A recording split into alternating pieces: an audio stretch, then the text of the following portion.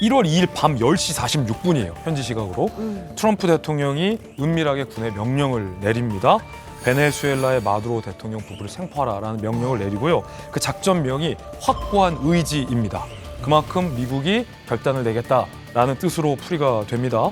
그래서 미군 기지 20곳에서 스텔스 전투기도 출격을 했고 B-1 폭격기 등 주요 항공기 무려 150대가 비밀리에 베네수엘라로 출격을 합니다. 그리고 잠시 후인 3일 새벽 그 베네수엘라가 자랑했던 방공망을 순식간에 초토화시킵니다. 엄마나. 이 방공망도 헛두루마뚜루 방공망이 아니었어요. 아니에요?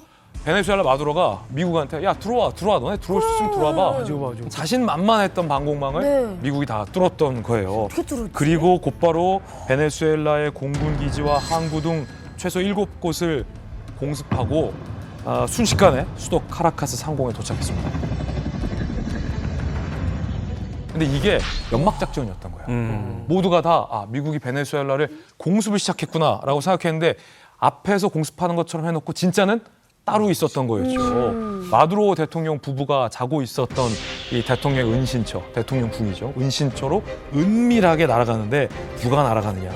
2003년에 사담 후세인을 체포했던 작전 다 기억하시죠? 네. 그때 활약했던 게 델타 포스 부대입니다. 규모부터 선발 과정까지 모든 게 금피예요. 그래서 누가 델타 포스인지 우리 아빠가 델타 포스요. 이런 말 하는 사람 다 가짜예요. 그 이름도 그런데 델타포스란 이름도 사실은 아니라고. 아니에요. 베일에 갖춰져 있는 특수부대예요. 그 델타 포스 부대가 마두로의 은신처에 진압을 했는데 이게 사실은 진짜였던 거죠. 앞에서는 전쟁하는 척, 뒤에서는 마두로 부부만 자고 있던 마두로 부부만 잡아서 미국 본토로 간 건데 오죽하면 마두로가 체포되기 3분 전까지 우리 집 앞에 미국의 특수부대가 도착했다는 사실을 까마득히 모르고 자고 있었습니다. 그랬을 것 같아요. 네. 그런데 꿈인가? 마두로를 경호했던 사람들 중에 그 대단한 이일규 참사님이 계셨던 쿠바의 정보요원 출신의 경호원 수십 명이 마두로를 경호하고 있었어요. 그렇게 주소에도 모르게 잡아간 거죠. 보통 미국 대통령들은 이런 참수작전을 진행할 때 이 워룸의 작전 상황실에서 이 상황을 실시간으로 지켜보고 지시를 하고 보고를 받습니다. 오바마도 저 구석에서 이렇게. 맞습니다. 오사마 빌라덴 사살 작전 당시에도 워룸 상황실에서 오바마가 지켜봤는데 작전 지휘권자 옆에서 쭈그리고 앉아 있잖아요. 이게 이제 백악관 벙커에 있는 상황실에 워룸이라는 이름 붙입니다. 그런데 트럼프 대통령은 오바마 따라하기가 싫었던 것 같아요. 이번에 어디서 했냐? 이 앵글은 비슷하지만 어디냐? 자신의 사저 마로라고 리조트의 임시 상황실을 차려놓고 마두로 대통령의 체포 작전을 실시간으로 지켜본 겁니다. 그리고 이 폭스뉴스에 이런 인터뷰를 했어요. 내가 실시간으로 이 작전을 다 지켜봤는데 마치 TV쇼를 보는 것 같았다. 그럴 것 같아요, 진짜. 라는 이 소감까지 전했는데 그만큼 신속하고 그만큼 성공적이고 그만큼 극적으로 마두로를 체포했다라는 또 다른 표현이기도 한 거예요. 위험하다. 여기서 윤아 씨께 문제 한번 드릴게요. 왜요? 그럼요. 네. 트럼프가 고! 명령을 내린 다음에 마두로가 체포되는 때까지 시간이 총 얼마 걸릴게요? 그래도 한 나라 대통령인데 이제 그 방공망 깨고 뭐 하려면 3일은 잡아야 되지 않을까요? 3일 아닙니다.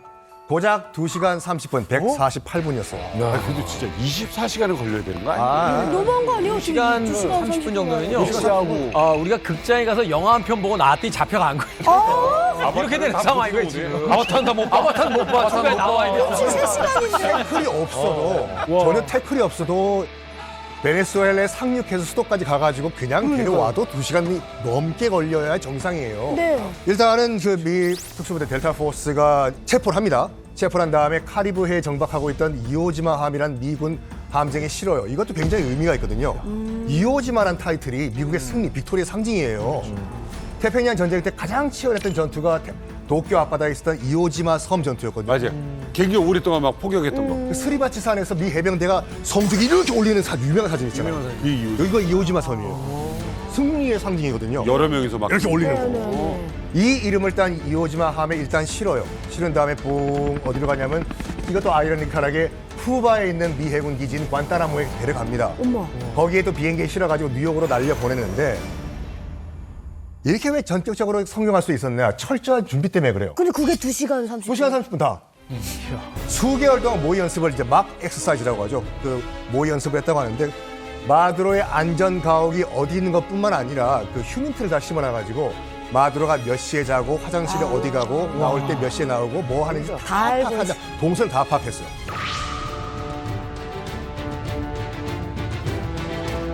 정말로 마두로의 일거수일투족을 다 파악한 다음에 이때다 고! 해서 야. 바로 잡아다. 이게 장기로 보면 왕이, 체스로 보면 킹이 잡힌 건데 네. 단기 속결전으로 이렇게 너무 쉽게 끝났다고 하니까 너무 허접해 보이잖아요. 베네수엘라 군대. 왜 이렇게 못 싸워? 허수아비야? 아무것도 없네. 그런데 이 베네수엘라 군대가 만만치가 않아요. 베네수엘라 군대가 전 세계 군사력으로 보면 그래도 50위. 남미에서 거기서 싸우면 3위에서 5위에 들어가요. 진짜요? 네. 그런데 왜 이렇게 못 싸웠느냐? 베네수엘라가 공군이 제법 강합니다. 우리가 흔히 얘기 듣는 수호이 30도 있고 F-16도 있고 외국 걸 사오는 거죠. 돈이 있고 기술은 없으니까. 러시아 세계 최고의 S-300 계열의 방공무기 시스템을 갖춰놨어요. 방공무기 시스템이라는 것은 레이더가 있고 이동 차량이 있고 미사일까지 같이 세트로 구비를 해놓은 거예요. 여기에 더 놀라운 것은 중국의 최신 레이더를 구비해놨어요. JY 계열에 뭐가 있냐면 스텔스기나 아니면 스텔스 형상을 잡아낼 수 있는 레이더를 사놨단 말이죠. 그러니까 들어간 거예요. 미국한테. 믿고서 좋은 제품일 거 아니에요. 그걸로 격추하려고. 그런데 문제는 뭐냐 하면 중국 레이더가 굉장히 좋다고 그랬잖아요. 그런데 이 중국 레이더가 좋아서 아마 실시간대에 스텔스기나 아니면 미국의 그 비행체들을 잡았을 거예요. 근데 문제는 뭐냐면 레이더로 보면 뭐래요. 지휘 통신으로 연결을 해주고 여기서 미사일을 발사할 수 있어야 되는데 중국 레이더와 러시아의 이 미사일 시스템하고 연결이 안 되는. 아, 연동이 안 됐어. 보안이 안 돼. 이거 우리나라 좋은 박동 샀는데 110볼트야. 코드가 안 맞는 맞아. 거야. 아니 그러면 이게 베네수엘라 문제뿐만이 아니라 이제 무기를 판 러시아나 중국도 이렇게 뚫린다고? 라고 하면서 지금 굉장히 긴장 상태일 것 같은데요? 이렇게까지 못 싸울 줄은 몰랐겠죠. 그런데 너무 훈련을 안 구슬 했네. 소마를 훈련을 해서 잘 꿰었더라도 미군에는 안 됐을 겁니다. 무기체계 딱 두 개만 말씀드리면 돼요. 첫 번째는 RQ-170 센티넬이라고 있어요. 이거 무인 정찰기입니다. 이게 이란에 있는 핵시설 정찰도 했고요. 빈라덴 잡을 때도 요거 썼는데 지금까지 드러내놓고 공개한 적이 없어요. 이번에는 아예 대놓고 보여줬어요. 이것을 썼다는 얘기가 있고 또 한 가지 뭐가 있냐면 미 공군의 그라울러 전자전기가 투입이 됐어요. 이게 어떤 능력이 있냐면 레이더에서 신호를 쏘잖아요. 네. 그러면 그걸 순식간에 디지털화해서 다시 그 레이더 신호를 만들어요. 내 마음대로 2대를 보낼 수도 있고 100대를 보낼 수도 있고.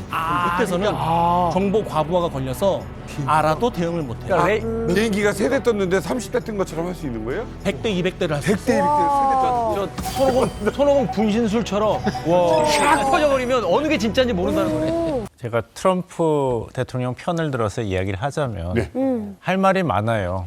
2019년 이후로 미국은 단지 이번 트럼프 행정부 2기뿐만 아니라 1기 때 그리고 트럼프 대통령과 척을 진 조 바이든 정부 때도 마두로를 한 번도 합법적인 베네수엘라 대통령으로 인정한 적이 없어요. 말씀하신 대로 나쁜 놈이에요. 그러니까 국가 간에 이제 정부 수장의 면책 특권이 없는 거예요. 대통령이 아니니까. 그냥 도주자예요.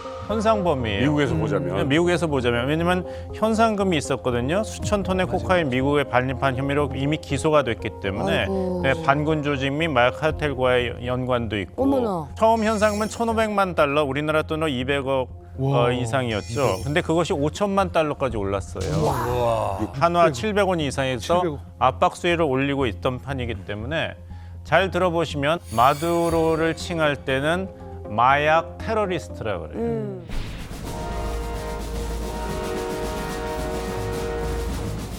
The dictator and terrorist, Maduro, is finally gone in Venezuela. People are free. 마약범이기 때문에 이미 현상금이 걸린 도주범이기 때문에 트럼프 대통령과 마르코 루비오 국무장관의 설명은 이거는 군사행동이 아닌 거예요. 군사행동이 아니기 때문에 법무부가 체포영장을 집행해야 되는데 미국 군대가 좀 도와준 거예요. 미국에서는 현상금을 건 것뿐만 아니라 직접적인 군사 행동에도 나섰었지요. 그러니까 2025년 9월부터 카리브해에서 마약을 운반하는 것으로 의심되는 선박은 그냥 무차별 침몰시키는 쪽으로 정책을 바꿨습니다. 그래서 선박과 항만을 막 공습하기 시작했는데요. 맞아. 뉴스에서 봤어요. 네.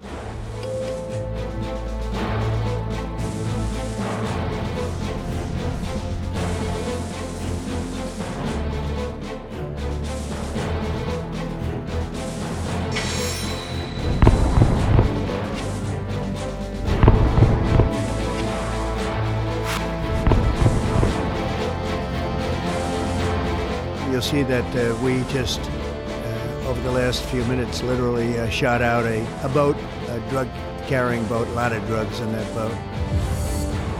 저 배경에 있는 사람들 다 지금 웃고 있잖아요. 와, 진짜. We have a lot of drugs pouring into our country, coming in for a long time. These came out of Venezuela. We took it out. 11명.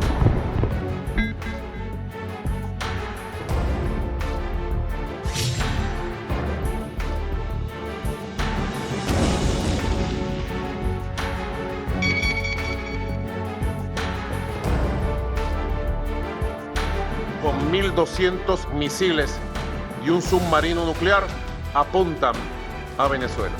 Y absolutamente criminal, sangrienta. Nosotros hemos declarado la máxima preparación para la defensa de Venezuela. 이렇게까지 하죠. 야, 이게 지금 뭐 첫 공습에서 11명이 사망했거든요. 그런데 이제 그 이후에는 카리브해만이 아니라 동태평양이 있죠. 동태평양까지도 작전 반경을 넓혀가지고요.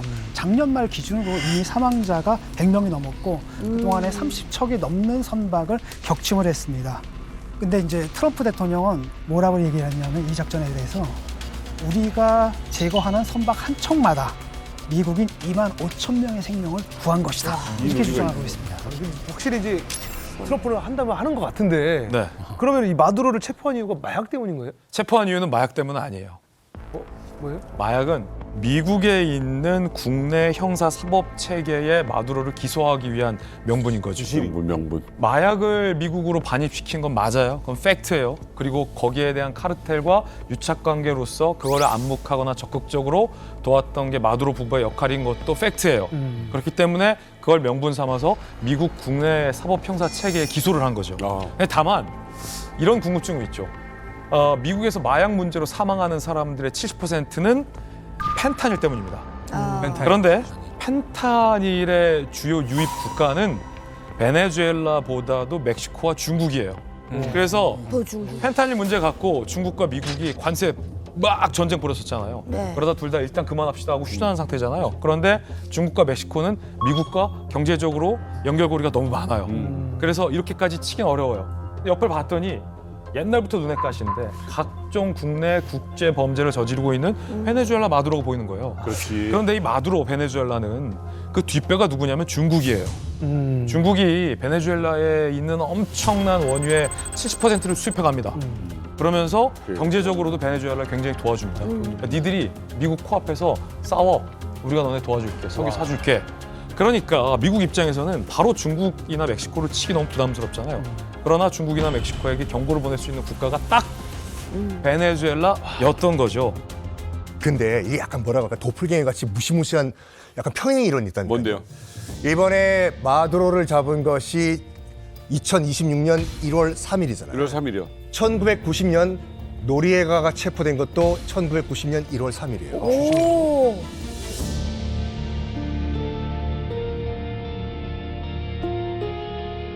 그리고 2020년에 이란 총사령관 솔레이마니 또 드론에 의해서 폭사했죠. 2020년 1월 3일이에요. 그날 좀 야, 좋아하는 거야. 이것도 누군가 저기에 있는 사람 1월 3일 날 또 내년 1월 3월에 또 이거 굉장히 어렵겠는데. 1월 3일 음모로. 그때는 이런 거는 사라지겠다. 똥킴 작가님이 제일 잘해. 아니, 성 작가님 재밌어요, 이거. 다 1월 3일이 맞아요, 이게요. 사실 그 1989년 12월 달 그 파나마 전쟁이 일어났을 때 제가 직후가 있었어요. 1980. 아니 약간 이일교 천사님도 약간 포레스트 검프 같아요. 무슨 사건이 도착한 게 1989년 9월 달 도착했거든요. 89년이요? 네, 89년. 그래서 이제 13차 끝나자마자 또 쓰니까 이제 89년 9월에 갖고 12월 달에 전쟁이 일어났어요. 그때 이제 노르웨이아랑 이제 북한이랑 외교 관계를 맺으려고 이제 거기에 이제 북한 대사가 들어갔었어요. 아무튼 이제 그 파나마 사건이랑 베네수엘라 사건이랑 보면 이제 유사한 점이 많아요. 노르웨이아의 한데도 이제 미국이 걸었던 명분이 결국은 마약입니다. 물론 그 위에도 이제 독재해가지고 사람들 죽였다 어쩌다 여러 가지 명분이 많지만 가장 기본적인 명분은 마약이었어요. 제가 혹시 개인적으로 마두로를 여러 번 만나본 사람 입장에서 되는지 모르겠는데 조금 안쓰러운 건 있어요.